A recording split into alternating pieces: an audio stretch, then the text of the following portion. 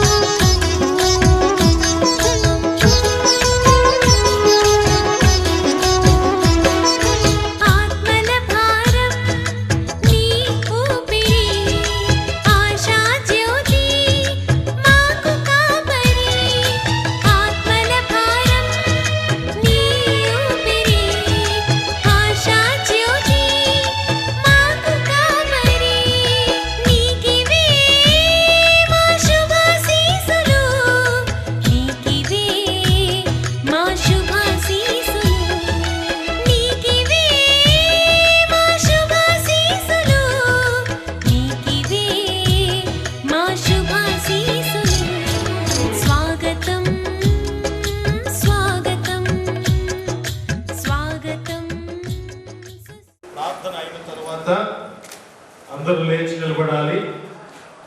మహాపరిశుద్ధుడితో ప్రేమ గల మా ప్రభు, మీ శ్రేష్టమైన నామానికి స్తుతులు స్తోత్రాలు చెల్లిస్తూ ఉన్నాం. నాయన మానవుడి వారి మరి కోడలుగా నాయన మీ దాసురాలు సత్యవతి నాయన మరి సతీమణిగా మీరు తోడుకుని వచ్చి మరి వాతావరణంగా ఉన్న ఈ యొక్క ప్రత్యేక సమయంలో పెళ్లి కుమార్తెగా సిద్ధపడి ఆలయ ప్రవేశం చేయించుండగా ఈ వివాహ కార్యక్రమం అంతటినీ ఘనంగాను బిడ్డలిరువురికి ఆశీర్వాదకరంగా నీకు మహిమకరంగా జరిగినట్లు కృపదాయం చేయమని యేసు పరిశుద్ధ నామమున ప్రార్థిస్తున్నాం తండ్రి, ఆమె త్రియేక దేవుని దీవెన వివాహ కార్యక్రమం అంతట్లో తోడైనది గాక. ఆమె అందరూ లేచి నిలబడండి.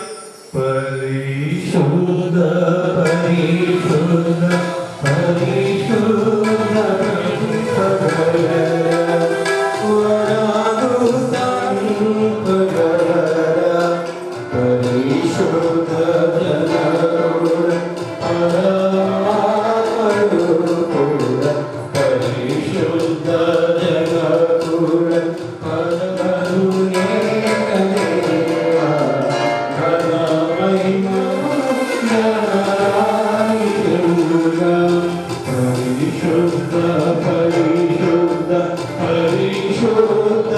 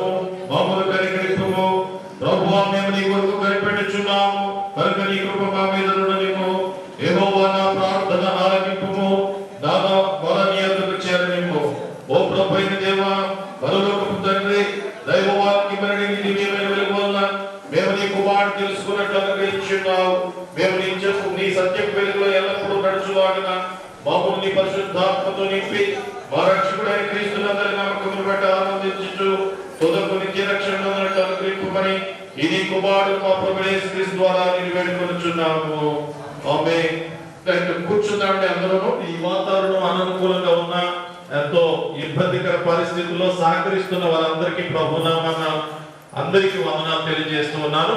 మా సంఘ సిఆర్ గారు అలాగే పిసిసి మెంబర్ గారు పెద్దలకు కూడా వారు కూడా సహకరిస్తున్నందుకు వారికి ప్రత్యేకమైనటువంటి అభినందనలు.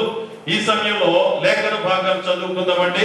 మొదటిగా ఆదికాండము 2వ అధ్యాయము 18వ వచనం నుంచి 24వ వచనం వరకు మరి సంఘ సభ్యుల్లో ఒకరు చదవాలి.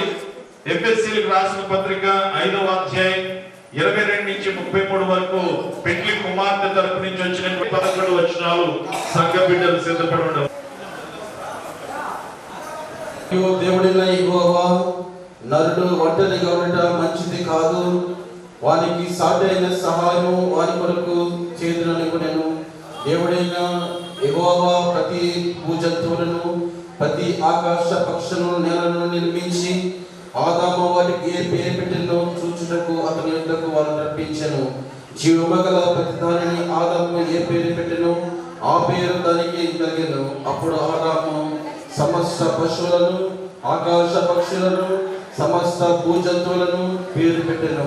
ఆయన ఆదామునకు సాటైన సహాయము అతనికి లేకపోయెను. అప్పుడు దేవుడైన యెహోవా ఆదాము గాఢనిద్ర కలుగజేసి అతడు నిద్రిస్తున్నప్పుడు అతని ప్రక్కయముడిలో ఒకటి తీసి ఆ చోటున్న మాంసమును పూడ్చివేసెను.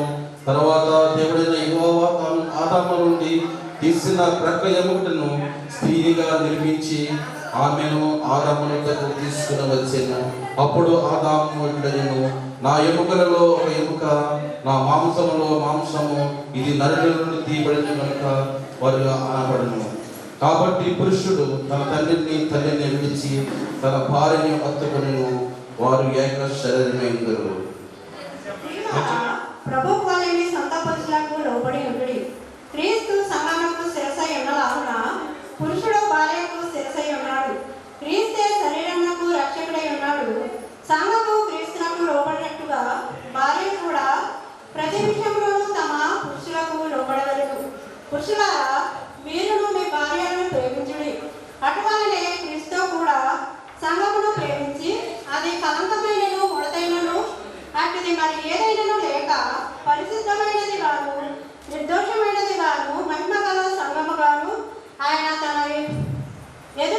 దానిని నిలబెట్టుకొనవలెనని వాక్యంతో ఉదక స్నానము చేత దానిని పవిత్రపరిచి పరిశుద్ధపరచుటకై దాని కొరకు తను తాను అప్పగించుకొనెను. అటువలనే పురుషులు కూడా తమ సొంత శరీరంలోనే తమ భార్యలను ప్రేమింపబద్దులై ఉన్నారు.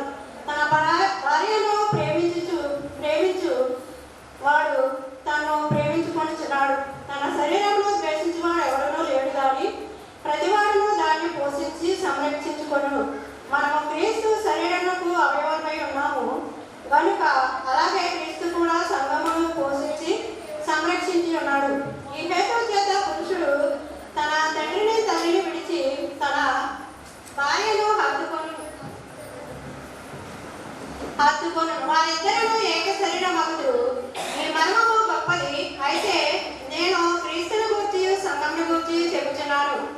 మెట్టుకు మీలో ప్రతి పురుషుడును తన్నుడు వల్లే తన భార్యను ప్రేమింపవలెను. భార్య అయితే తన భర్త యందు భయము కలిగి ఉండనట్లు చూచుకొనవలెను. ఈ పరిశుద్ధ వాక్యం దేవుడు దీవించిన గాక. ఆమేన్. ప్రత్యేక వందనాలు. సువార్త పాఠ్యం 1వ అధ్యాయం 1 నుంచి 11 వచనం చదవచ్చు. ప్రార్థనకు ఏర్పరచుకున్న పరిశుద్ధ లేఖనమును మరి యోహాను సువార్త 2వ అధ్యాయము మరి 11వ వచనం నుండి 1వ వచనం నుండి 11వ వచనాలు వివాహం జరిగేది. యేసు తల్లి అక్కడ ఉండేది. యేసును ఆయన శిశువులను ఆ వివాహమునకు పిలువబడింది. ద్రాక్షారసం అయిపోయినప్పుడు యేసు తల్లి వారికి ద్రాక్షారసం లేదని ఆయనతో చెప్పమనగా యేసు ఆమెతో, అమ్మా, నాతో నీకేమీ పని, నా సమయము ఇంకనూ రాలేదని. ఆయన తల్లి పరిచారికులను పిలిచి, ఆయన మీతో చెప్పినది చేయుడని. యూదుల శుద్ధీకరణ ప్రకారము 2-3 తూముల పత్తు 6 రాతి బాణలు అక్కడ ఉంచబడిన. యేసు ఆ బాణలు నీళ్ళతో నింపుడని వారితో చెప్పగా వారు వాటిని అంచుల మధ్య వరకు నింపిరి. అప్పుడు ఆయన వారితో, మీరిప్పుడు ముంచి విందు ప్రధానులకు తీసుకొని పోండి అని చెప్పగా వారు తీసుకొని పోయేది. ఆ ద్రాక్షరక్షము ఎక్కడి నుండి వచ్చెనో ఆ నీళ్లు ముంచి తీసుకుని పోయిన పరిసరాలకి తెలుసుకునేది కానీ విందు ప్రధానికి తెలియకపోయేది.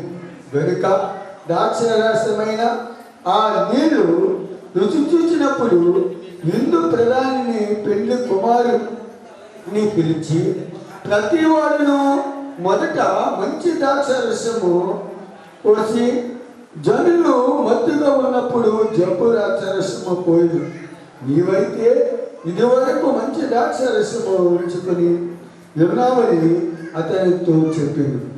గలిలయలోని కానని ఊరిలో యేసు ఈ మొదటి సూచక క్రియలు చేసి తన మహిమను బయలుపరిచాడు. అందువలన ఆయన శిశువులు ఆయన యందు విశ్వాసం ఉంచిరి. ఈ కొద్ది వాక్యము దేవుడు దీవించేస్తుంది గాక. మా యేసు ప్రభువా, వందనాలైన స్తోత్రాలు. రాత్రంతయు కాచి కాపాడి ఈ దినాన్ని ఈ పరిశుద్ధ వివాహంలో పాల్గొన్న అందరినీ దీవించి ఆశ్రయించండి. కొప్పనటువంటి డేవిడ్ గారి కుమార్తెని, మారంగోడి రాజరత్న గారి కుమారుడిని ఈ దినాన్ని జతపరిచిన దినాన్ని బట్టి వందనాలు ప్రభు. స్తోత్రాలు. ఉదయం నుంచే భయంకరమైన దినముగా ఉన్నది ప్రభు. ఈ దినాన్ని వివాహం ప్రారంభిస్తుండగా ఆకాశమంతా మధ్యగా దాన్ని బట్టి వందనాలు స్తోత్రాలు. వందనాలు మా మధ్య ఉన్నామనైనా వందనాలు స్తోత్రాలు. వివాహము ప్రారంభం నుండి ముగించే వరకు మాతో ఉండండి. ఈ వివాహమును అద్భుతముగాను ఆశ్చర్యకార్యం జరిగించడానికి ఈ సహాయము, నీ కాపుదల, నీ పరిశుద్ధతను కుమరించండి. మండల గారు దీవించండి. ఆశ్రయించినటువంటి రోబోట్ వారిని, రక్త సంబంధులు, సంఘం అంతటిని దీవించి ఆశ్రయించి ఇక్కడ జరగబడిన కార్యక్రమం అంతటిలో ఈ సహాయం నడిపించి ఆశ్రయించమని యేసయ్య పరిశుద్ధ నామములో అడిగి వేడుకొనుచున్నాము పరమ తండ్రి. ఆమేన్.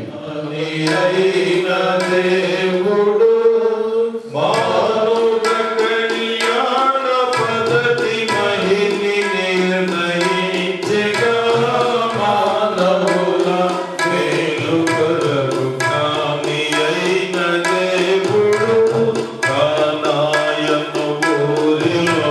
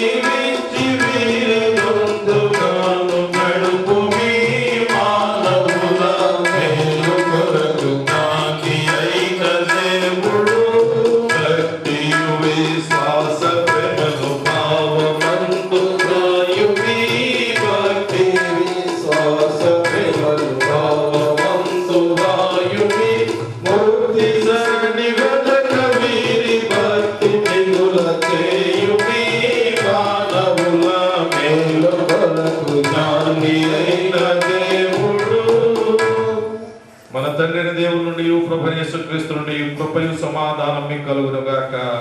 ఆమేన్. కూర్చున్నాండి. అలాగే యవన ప్రాయంలో వివాహ ప్రియుల పత్రిక పాఠ్య భాగంలో వాతావరణం ఇబ్బందికరంగా ఉంది కాబట్టి ఎక్కువసేపు మిమ్మల్ని ఇబ్బంది పెట్టకుండా కొద్ది మాటల ద్వారా ఈ వివాహ కార్యక్రమాలకు వెళ్ళాలని నేను ఆశపడుతున్నా. అయితే పత్రిక పాఠ్య భాగంలో చివరి భాగంలో అంటాడు, ఈ మర్మము గొప్పది అని అంటాడు. ఈ మర్మము గొప్పది అని అంటాడు. దేవుడు వివాహ వ్యవస్థని ఏమని చెప్పాడండి? వివాహము అన్ని విషయములలో ఘనమైనది. ఆ ఘనమైన కార్యంలో భార్య భర్తలు ఏక శరీరము అని అన్నాడు. ఈ మర్మము గొప్పది అని అన్నాడు. సో ఈ మర్మము అనే మాట ఇంగ్లీష్ లో మిస్టరీ అని అంటారు. ఇంగ్లీష్ లో మిస్టరీ అనే పదం వాడతారు. ఈ మిస్టరీ అనేటువంటి పదాన్ని గ్రీకు దేశంలో వాడేవారు. ఎందుకు వాడేవారు ఈ పదాన్ని అని అంటే, గ్రీకు దేశం చిన్న చిన్న రాజ్యాలుగా ఉండేది. మన భారతదేశం కూడా ఒకప్పుడు చిన్న చిన్న రాజ్యాలుగా విభజితమై ఉండేది. మనం స్వాతంత్ర్యం వచ్చింది అని చెప్తారు. స్వాతంత్ర్యం వచ్చిన తర్వాత మన భారతదేశానికి స్వతంత్రాన్ని మనం పొందినప్పటికీ ఇంకా 500 పైబడినటువంటి సంస్థానాలు స్వతంత్రంగా పరిపాలన చేసుకుంటున్నాయి. అర్థమైందండి? చాలా మంది చెప్తారు 563 సంస్థానాలట ఇంకా స్వతంత్రంగా పరిపాలన చేసుకుంటూ ఉన్నారు. అలాంటి పరిస్థితుల్లో జవహర్ లాల్ నెహ్రూ, సర్దార్ వల్లభాయ్ పటేల్ గారు అందరినీ ఏకం చేసి, అయ్యా దేశమంతా ఒకటే కాబట్టి మీరు మధ్య మధ్యలో ఒక్కొక్క ప్రాంతాన్ని పరిపాలన చేసుకుంటా ఉంటే రోడ్డు అంట వెళ్ళాలంటే మీ పర్మిషన్ తీసుకోవాలి. కాబట్టి మనం అందరూ భారతీయులమే కదా, కాబట్టి మీరందరూ ఇందులో కలిసిపోతే మీకు మంచి మంచి పదవులు మీకు ఏం కావాలో అవి కోరుకోండి అని చెప్పేసి అంటే ఇంచుమించుగా 560 సంస్థానాలు ఒప్పుకున్నాయి. 3 సంస్థానాలు ఒప్పుకోలే. ఆ మూడింట్లో మనకు బాగా ఇప్పటికీ తలపోటుగా ఉన్నది కాశ్మీర్. అర్థమైందండి? కాశ్మీర్ సమస్య కూడా ఉంది. ఇలాగా 3 సంస్థానాలతో పోరాడి వాటిని మన వాళ్ళు చేజిక్కించుకోవడం జరిగింది. కాబట్టి స్వతంత్ర రాజ్యాలు గ్రీకు దేశంలో ఉన్నప్పుడు వీరు ఈ మిస్టరీ అనే పదాన్ని ఉపయోగిస్తూ ఆ మిస్టరీ అనేటువంటి మర్మమైనటువంటి విషయాన్ని రాజుగారికి, ప్రధానమంత్రికి తప్ప 3వ వ్యక్తికి తెలియకూడదు అన్నమాట. ఆ రాజ్యం గురించి, ఆ రాజ్యంలో చేసేటువంటి కార్యక్రమాల గురించి వీరిద్దరి మధ్య చర్చోపచర్చలు జరిగి 3వ వ్యక్తికి అందించేవారు కాదు. ఒకవేళ 3వ వ్యక్తికి తెలిస్తే ఈ విషయం ఇంకొకరికి చేరవేసి ఇంకొక రాజ్యానికి వెళ్ళి వాళ్ళు మన మీదకి యుద్ధానికి వస్తారేమో, లేదా ఈ సంస్కరణ మనం ప్రవేశపెట్టేటప్పుడు అది ఇంకొకరికి తెలిస్తే మనకన్నా ముందు వాళ్ళు పెడతారేమో. కానీ 3వ వ్యక్తికి ఆ విషయాన్ని తెలియకుండా ఉండడానికి ఈ పదం వాడారు, మర్మము అనే పదం. ఇక్కడ పౌలు కూడా ఇదే పదాన్ని భార్య భర్తల మధ్య ఉన్నటువంటి సంబంధాన్ని తెలియజేస్తూ మర్మము అనే పదాన్ని ఎందుకు ఉపయోగించారంటే, యవన ప్రాయంలో ఉన్నటువంటి బిడ్డలు ఇప్పుడు మారుముడి శేఖర్ బాబు గారు పెద్దమావుడిపల్లి గ్రామానికి చెంది, ఈయన పెరిగినటువంటి వాతావరణం, ఈయన పెరిగినటువంటి పరిస్థితులు వేరుగా ఉంటాయి. అలాగే కొప్పరు బద్దావారిపేట, అక్కడ వడ్లపాటి డేవిడ్ గారి కుటుంబంలో సత్యవతి గారు పెరిగినటువంటి పద్ధతులు, సంఘం అదంతా వేరుగా ఉంటాయి. వేరుగా ఉన్నటువంటి వారు ఒకటిగా చేయబడిన తరువాత వీరిరువురు కూడా జీవితాంతము వారు దేవునికి ప్రియమైన బిడ్డలుగాను, ఇటు తల్లిదండ్రులకు, సమాజానికి మంచి కుటుంబంగా వర్ధిల్లాలి. వాళ్ళు అలాగా సమాజానికి, సంఘానికి, కుటుంబాలకి మంచిగా వర్ధిల్లాలంటే వారిద్దరి మధ్య ఉన్నటువంటి ఏ సమస్య అయినా, ఏ విషయానైనా 3వ వ్యక్తికి తెలియకూడదు. అలాగే భార్య భర్తలు వారి యొక్క సమస్యల విషయంలో కానీ వారి యొక్క అభిప్రాయాల విషయంలో కానీ వాళ్ళిద్దరూ మాత్రమే ఆలోచన చేయాలి తప్ప మూడో వ్యక్తికి చెప్పారా ఆ కుటుంబంలో సమస్య వస్తుంది తప్పనిసరిగా. ఇప్పుడు బాగానే ఉంటుంది, 2-3 నెలలు కొత్తగా వివాహం అయింది కాబట్టి చాలా సంతోషదాయకంగా ఉంటది. శేఖర్ బాబు గారు ఏం కావాలంటే అవి పట్టుకెళ్తారు. అలాగే పాపం సత్యవతి గారు మా ఆయన ఎప్పుడు వస్తారని ఎదురు చూస్తూ ఉంటారు. సహజం 2-3 నెలలు. ఆ 2-3 నెలలు జరిగిన తర్వాత పాత పడిపోయినటువంటి భర్త వచ్చినప్పుడు ఆవిడ పట్టించుకోదు, ఈయన వెళ్దాంలే అని అనుకోవచ్చు అనమాట. అలాంటి సమయంలో ఇద్దరి మధ్య ఏంటండి ఏమండి ప్రతిసారి మా ఇంటికి వస్తామంటే చీకటి పడకుండా వచ్చేవారు, ఇప్పుడేంటి ఇంత ఆలస్యంగా వస్తున్నారు, ఎక్కడికి వెళ్ళేవేంటి అని అంటే అప్పుడు ఈ శేఖర బాబు అంటాడు ఎక్కడికి వెళ్తే నీకెందుకు వచ్చానో లేదా అని అంటాడు. అప్పుడు వాళ్ళిద్దరి మధ్య ఏమవుతుందండి చిన్న మనస్పర్ధ గ్యాప్ వస్తుంది. అందుకని మూడో వ్యక్తి రాకూడదు. ఆదాము అవ్వను సృజించి ఏదేను వనములో వారిని ఉంచి మీరు ఈ వనాన్నంతటిని ఏలుకోండి, చక్కగా పరిపాలన చేసుకోండి అని చెప్తే వీళ్ళిద్దరూ వేరుగా ఉన్న తర్వాత మూడో వ్యక్తి వచ్చాడు అక్కడికి కదా. వచ్చి అవ్వమ్మతో మాట్లాడాడు. ఏమని మాట్లాడాడు? అమ్మా ఇది నిజమా అని అన్నాడు అంతే కదా. ఆమె హృదయంలో ఆ ఆలోచన ప్రారంభమై పాపానికి దారితీసింది. అర్థమైందా? కాబట్టి ఇప్పుడు సత్యవతి గారు సహజంగా లోపడిపోయే వ్యక్తి ఎవరండి? స్త్రీయే. ఇంట్లో స్త్రీలు కరెక్ట్ గా దేవుని యందు భయభక్తులు కలిగినటువంటి వారుగా ఉంటే ఆ కుటుంబాలు సంతోషంగా ఉంటాయి. చాలా మంది నాయకులు చెప్తారు ప్రతి పురుషుని విజయం వెనుక ఎవరుంటారండి? స్త్రీ ఉంటది అని అంటారు. మరి అపజయంలో ఆవిడే ఉంటది, ఇంకెవరుంటారండి? ఆవిడే ఉంటది. కాబట్టి క్రైస్తవ కుటుంబాలు నేడు చాలా అశ్రద్ధగా ఉన్నారు. ఏ విషయంలో? దేవుని యొక్క వాక్యం విషయంలో, మందిరానికి వెళ్ళడం విషయంలో, ప్రార్థన విషయంలో, ఈ మూడు కూడా వెనుకబడి ఉన్నారు. కాబట్టి ఈ యువ దంపతులు చేయబడుతున్నటువంటి ఈ వివాహం ద్వారా ఒకటైన తర్వాత ఒకవేళ సత్యవతి గారికి ఉన్నటువంటి అభిప్రాయాలు శేఖర్ బాబు గారు మన్నించాలి.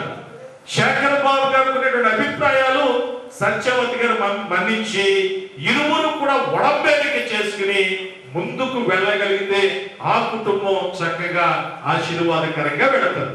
అది ఎప్పుడు అని అంటే దేవుని యందు భయభక్తులు కలిగి ఉంటే, దేవుని యందు భయభక్తులు కలిగి ఉంటే. అందుకనే సామెతల గ్రంథంలో అంటాడు గుణవతి అయిన భార్య దొరుకుట అరుదు, అటుది ముత్యము కంటే అమూల్యమైనది అని చెప్తాడు. ఇంకా క్రింద వచనాలు మీరు ఆఖరి దాకా చదవండి. గుణవతికి ఉండవలసిన లక్షణాలు అక్కడ ఉంటాయి.